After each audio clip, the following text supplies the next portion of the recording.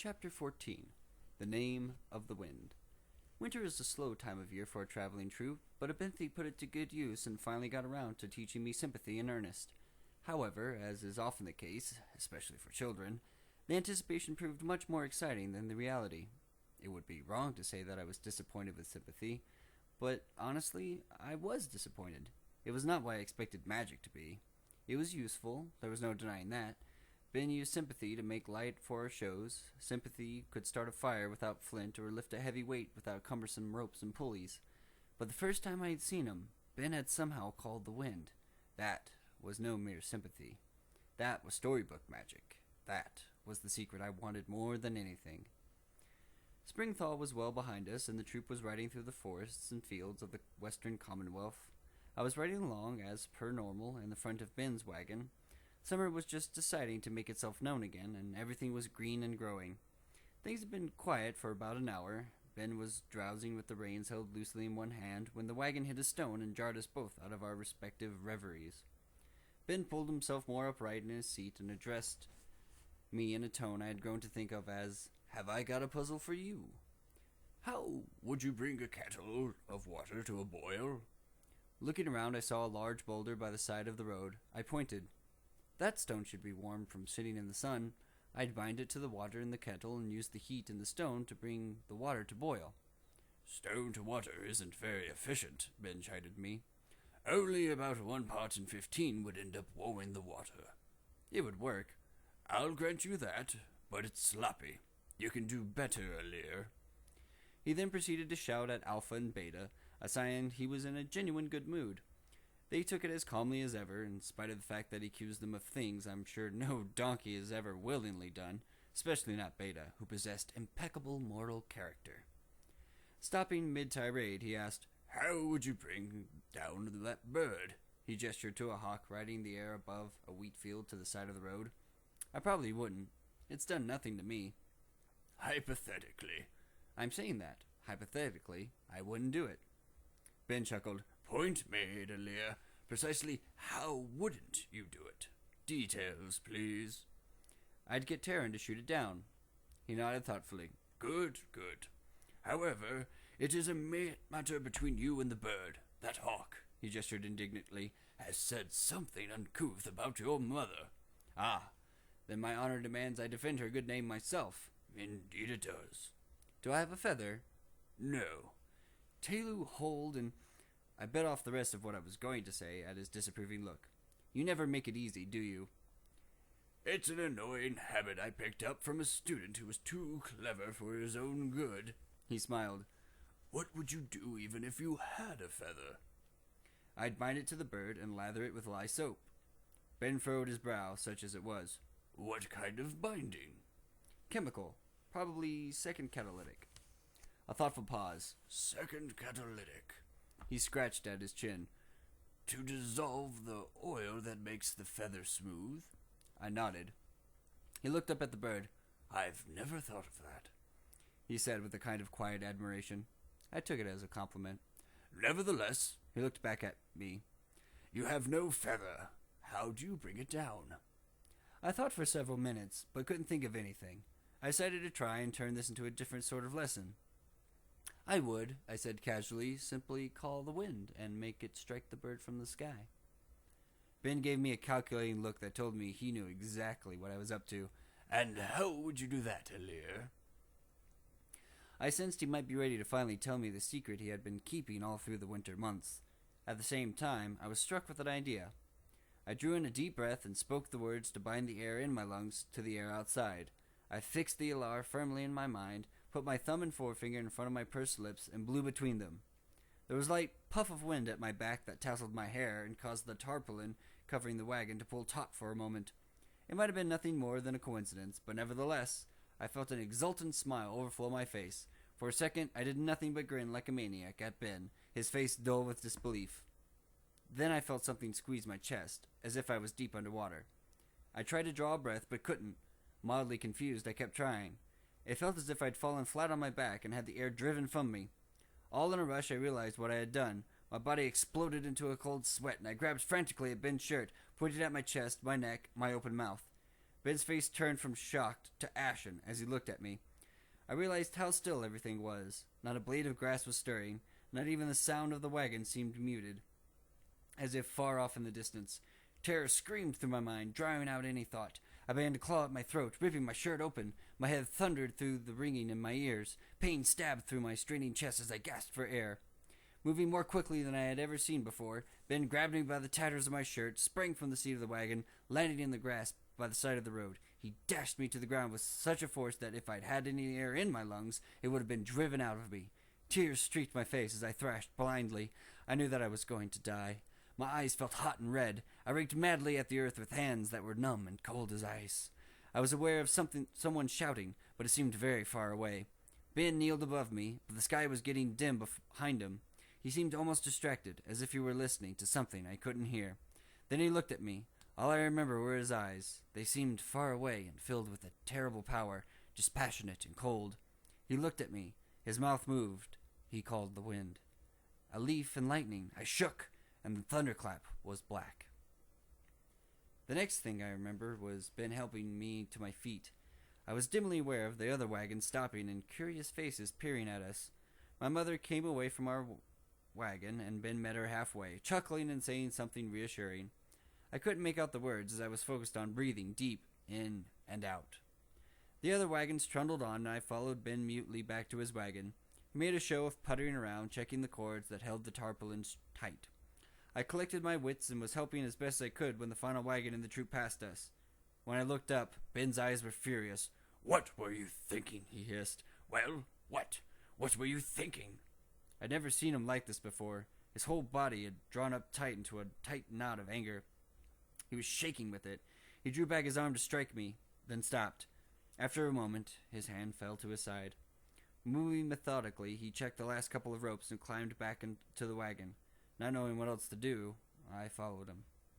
Ben twitched the reins, and Alpha and Beta tugged the wagon into motion. We were last in line now. Ben stared straight ahead. I fingered the torn front of my shirt. It was tensely silent. In hindsight, what I had done was glaringly stupid. When I bound my breath to the air outside, it made it impossible for me to breathe. My lungs weren't strong enough to move that much air. I would have needed a chest like an iron bellows. I would have had as much luck trying to drink a river or lift a mountain. We rode for about 2 hours in an uncomfortable silence. The sun was brushing the tops of the trees when Ben finally drew in a deep breath and let it out in an explosive sigh. He handed me the reins. When I looked back at him, I realized for the first time how old he was. I had always known he was nearing his 3rd score of years, but I'd never seen him look it before. "I lied to your mother back there, Kvothe. She saw the end of what happened and was worried about you." His eyes didn't move from the wagon ahead of ours as he spoke. "I told her we were working on something for a performance. She's a good woman. She deserves better than lies." We rode on in an endless agony of silence, but it was still a few hours before sunset when I heard voices calling, "Greystone!" down the line. The bump of our wagon turning onto the grass jostled Ben from his brooding.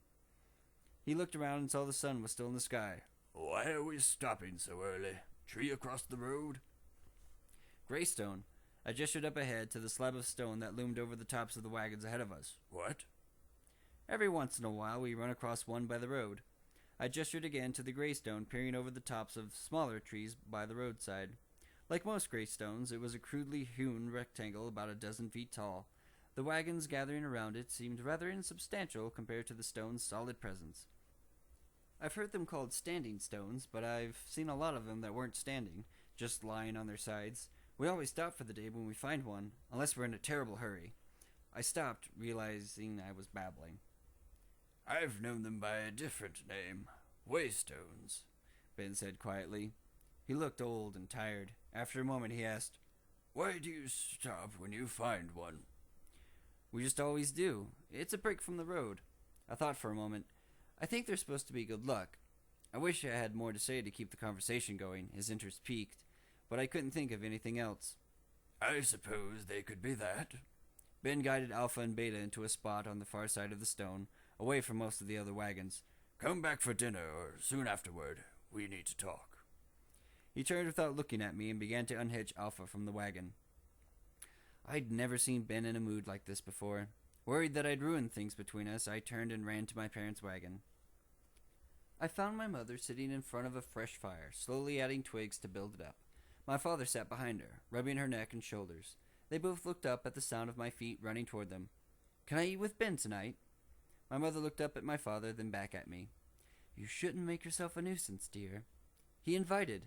If I go now, I can help him set up for the night." She wiggled her shoulders, and my father started rubbing them again. She smiled at me. "Fair enough, but don't keep him up until the wee hours." She smiled at me. "Give me a kiss." She held out her arms, and I gave her a hug and a kiss. My father gave me a kiss, too. "Let me have your shirt. It'll give me something to do while your mother fixes dinner." He skinned me out of it and fingered the torn edges. "This shirt is holy. More than it has any right to be." I started to stammer out an explanation, but he waved it aside. I know. It was all for the greater good. Try to be more careful, or I'll make you sew it yourself.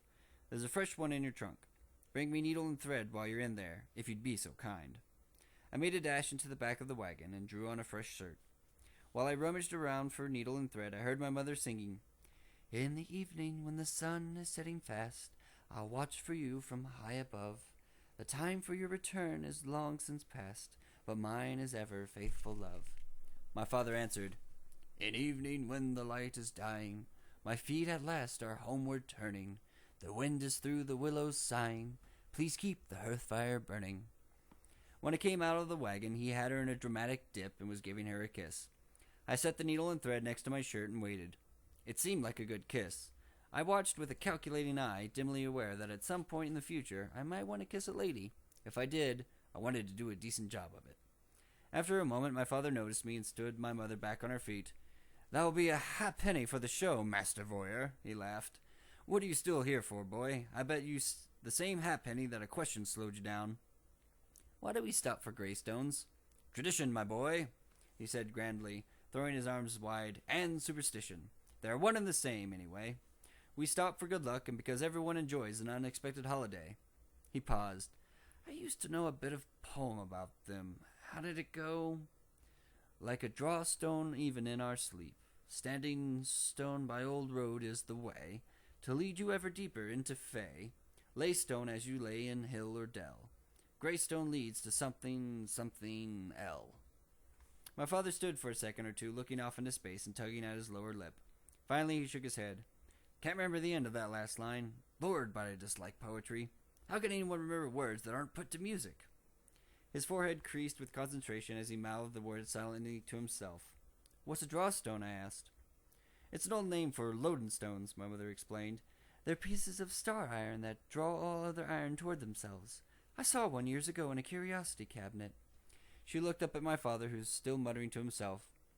"We saw the loading stone in Pellerison, didn't we?" What?" The question jogged him out of his reverie. "Yes, Pellerison." He tugged at his lip again and frowned. "Remember this, son, if you forget everything else. A poet is a musician who can't sing. Words have to find a man's mind before they can touch his heart, and some men's minds are woeful small targets. Music touches their hearts directly, no matter how small or stubborn the mind of the man who listens." My mother made a slightly unladylike snort. "Elitist, you're just getting old." She gave a dramatic sigh. "Truly all the more's the tragedy. The second thing to go is a man's memory." My father puffed up into a indignant pose, but my mother ignored him and said to me, "Besides, the only tradition that keeps troops by the greystone is laziness. The poem should run like this. Whatever the season that I'm on the road, I look for a reason, loadin' or laystone, to lay down my load." My father had a dark glimmer in his eye as he moved behind her. "Old," he spoke in a low voice as he began to rub her shoulders again. "Woman, I have a mind to prove you wrong." She smiled a wry smile. "Sir, I have a mind to let you." I decided to leave them to their discussion and started to scamper back to Ben's wagon when I heard my father call out behind me, "Scales after lunch tomorrow? And the second act of Timberton? Okay." I burst into a jog. When I got back to Ben's wagon, he had already unhitched Alpha and Beta and was rubbing them down. I started to set up the fire, surrounding dry leaves with a pyramid of progressively larger twigs and branches. When I was finished, I turned to where Ben sat. More silence. I could almost see him picking out his words as he spoke. "How much do you know about your father's new song?" "The one about Lanner?" I asked. "Not much. You know what he's like. No one hears it until it's finished. Not even me." I'm not talking about the song itself, Ben said. The story behind it. Lana's story. I thought about the dozens of stories I'd heard my father collect over the last year, trying to pick out the common threads. Lanner was a prince, I said, or a king, someone important.